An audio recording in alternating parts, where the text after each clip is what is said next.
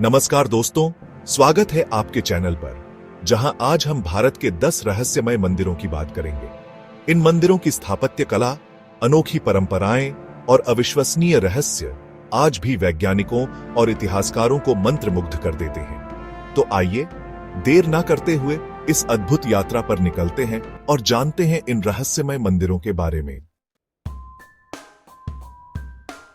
हमारी यात्रा का पहला पड़ाव है महाराष्ट्र के एलोरा में स्थित कैलाश मंदिर। यह मंदिर एलोरा की चौथीस गुफाओं में सबसे विशाल और अद्भुत है, जिसे देखकर ऐसा लगता है जैसे किसी दिव्य शिल्पी ने अपनी कला का जादू बिखेरा हो। कैलाश मंदिर की सबसे बड़ी खासियत यह है कि इसे एक ही विशाल पत्थर को ऊपर से नीचे की ओर तराशकर बनाया गया है। इस प्रक्रिया में अनुमानतः 4 लाख टन पत्थर हटाया गया था। मंदिर की दीवारों पर की गई नक्काशी, देवी देवताओं की मूर्तियां और बारीक डिजाइन देखकर आज भी आश्चर्य होता है कि आखिर इतनी कुशलता और सटीकता से यह काम कैसे संभव हुआ होगा। तो दोस्तों, यह था कैलाश मंदिर, एक ऐसा रहस्य जो आज भी वैज्ञानिकों और इतिहासकारों को चुनौती देता है। हमारे सफर का अगला पड़ाव है राजस्थान के देशनोक में स्थित कर्ण माता मंदिर। यहां भक्तों को देवी मां के दर्शन के लिए हजारों चूहों के बीच से होकर गुजरना पड़ता है।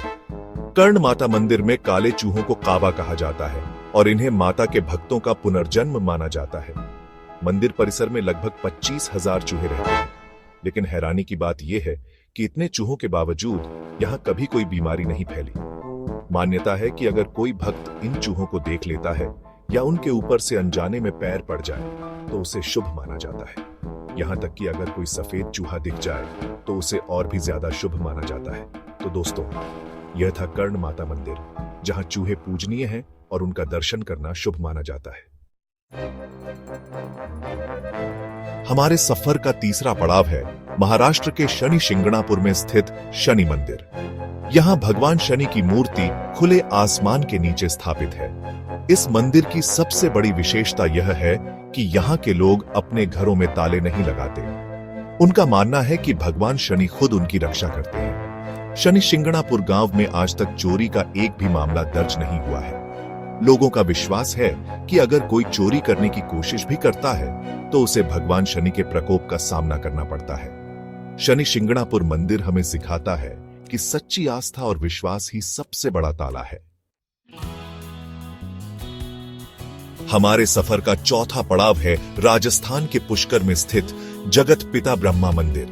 यह मंदिर दुनिया के कुछ गिने चुने ब्रह्मा मंदिरों में से एक है। ब्रह्मा जी की पत्नी सावित्री के श्राप के कारण उनकी पूजा सिर्फ पुष्कर में ही होती है। पुष्कर झील के चारों ओर 52 घाट बने हुए हैं, जिनका धार्मिक महत्व है। मान्यता है कि इन घाटों पर स्नान करने से सभी पाप धुल जाते हैं और मोक्ष की प्राप्ति होती है। तो दोस्तों, यह था जगत पिता ब्रह्मा मंदिर, जो अपनी अनोखी मान्यता और धार्मिक महत्व के लिए प्रसिद्ध है।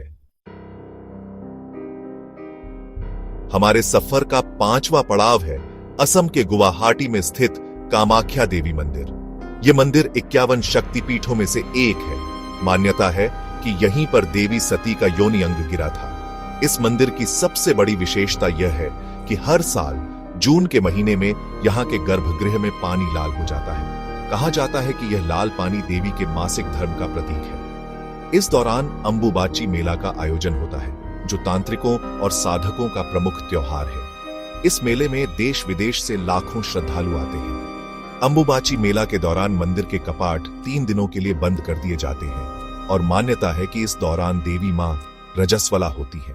तो दोस्तों, यह था कामाख्या देवी मंदिर, जो अपनी रहस्यमयी मान्यताओं और अद्भुत घटनाओं के लिए प्रसिद्ध है। हमारे सफर का छठा पड़ाव है आंध्र प्रदेश के लेपाक्षी में स्थित वीरभद्र मंदिर। यह मंदिर अपनी अद्भुत वास्तुकला और रहस्यमयी स्तंभ के लिए प्रसिद्ध है। मंदिर में 70 स्तंभ हैं, जिनमें से एक स्तंभ जमीन से पूरी तरह से अलग है और हवा में झूलता हुआ प्रतीत होता है। इसे हैंगिंग पिलर कहा जाता है। यह स्तंभ कैसे हवा में टिका हुआ है, यह आज भी एक रहस्य है। वैज्ञानिक भी इस रहस्य को सुलझाने में अब तक नाकाम रहे हैं। यह मंदिर भगवान शिव के वीरभद्र रूप को समर्पित है। मान्यता है कि रावण द्वारा सीता का हरण करने के बाद भगवान राम ने यहीं पर शिवलिंग की स्थापना की थी।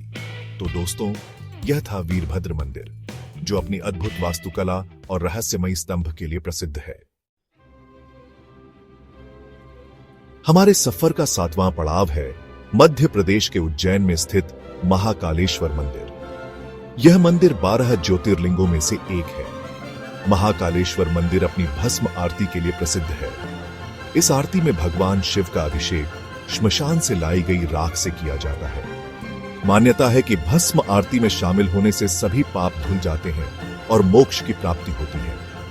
भस्म आरती हर दिन सुबह 4 बजे होती है। महाकालेश्वर मंदिर को मृत्यु पर विजय का प्रतीक माना जाता है। कहा जाता है कि यहां आने वाले भक्तों को मृत्यु का भय नहीं सताता। तो दोस्तों, यह था महाकालेश्वर मंदिर, जो अपनी भस्म आरती और धार्मिक महत्व के लिए प्रसिद्ध है। हमारे सफर का 8वां पड़ाव है ओडिशा के कोणार्क में स्थित सूर्य मंदिर। यह मंदिर अपनी अद्भुत वास्तुकला और खगोलीय महत्व के लिए प्रसिद्ध है। कोणार्क सूर्य मंदिर को सूर्य देव के रथ के रूप में बनाया गया है।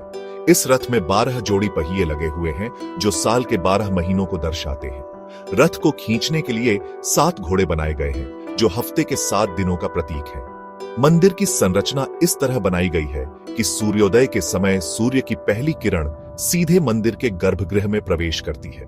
यह मंदिर 13वीं शताब्दी में गंग वंश के राजा नरसिंहदेव प्रथम द्वारा बनवाया गया था। कोणार्क सूर्य मंदिर को यूनेस्को ने विश्व धरोहर स्थल घोषित किया है। यह मंदिर भारतीय स्थापत्य कला का अद्भुत नमूना है और यह हमें हमारे पूर्वजों के ज्ञान और कौशल का परिचय देता है। तो दोस्तों, यह था कोणार्क सूर्य मंदिर, जो अपनी अद्भुत वास्तुकला और खगोलीय महत्व के लिए प्रसिद्ध है। हमारे सफर का 9वां पड़ाव है कर्नाटक के श्रृंगेरी में स्थित विद्याशंकर मंदिर। यह मंदिर ज्योतिष और वास्तुकला का अद्भुत संगम है। मंदिर का निर्माण 14वीं शताब्दी में विजयनगर साम्राज्य के शासकों ने करवाया था। मंदिर को भगवान शिव के विद्याशंकर रूप को समर्पित है, जो ज्ञान और कला के देवता है। मंदिर की सबसे बड़ी विशेषता यह है कि यहाँ के स्तंभों पर 12 राशियों के चिन्ह बने हुए हैं और सूर्य की किरणें साल के अलग अलग समय पर इन राशियों पर पड़ती हैं। कहा जाता है कि इन स्तंभों को देखकर ज्योतिषी ग्रहों की चाल और भविष्य की भविष्यवाणी कर सकते हैं। मंदिर की वास्तुकला भी बेहद आकर्षक है। मंदिर के गर्भगृह में एक शिवलिंग स्थापित है और इसके चारों ओर देवी देवताओं की मूर्तियां बनाई गई हैं। मंदिर की दीवारों पर की गई नक्काशी भी देखने लायक है। तो दोस्तों, यह था विद्याशंकर मंदिर, जो अपनी ज्योतिषीय और वास्तुशिल्प विशेषताओं के लिए प्रसिद्ध है। हमारे सफर का अंतिम पड़ाव है राजस्थान के चित्तौड़गढ़ में स्थित मीराबाई मंदिर। यह मंदिर 16वीं शताब्दी की महान भक्त कवयित्री मीराबाई को समर्पित है। मीराबाई मेवाड़ के राजघराने से ताल्लुक रखती थीं, लेकिन उन्होंने सांसारिक सुखों का त्याग करके अपना पूरा जीवन भगवान कृष्ण की भक्ति में समर्पित कर दिया। मान्यता है कि मीराबाई इसी मंदिर में आकर भगवान कृष्ण की पूजा करती थीं। मंदिर में मीराबाई की एक सुंदर मूर्ति स्थापित है, जिसमें वे भगवान कृष्ण की मूर्ति के सामने हाथ जोड़े हुए दिखाई देती हैं। कहा जाता है कि जो भी सच्चे मन से मीराबाई की मूर्ति के सामने प्रार्थना करता है, उसकी मनोकामना अवश्य पूरी होती है। मीराबाई मंदिर भक्ति और त्याग का प्रतीक है। यह मंदिर हमें सिखाता है कि सांसारिक मोह माया को त्याग कर ईश्वर की भक्ति में ही सच्ची खुशी है। तो दोस्तों, यह था मीराबाई मंदिर, जो भक्ति और त्याग का प्रतीक है।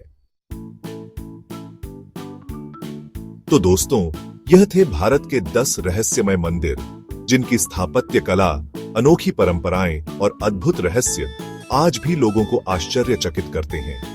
ये मंदिर सिर्फ पूजा स्थल नहीं है, बल्कि भारत की समृद्ध सांस्कृतिक और आध्यात्मिक विरासत के प्रतीक हैं।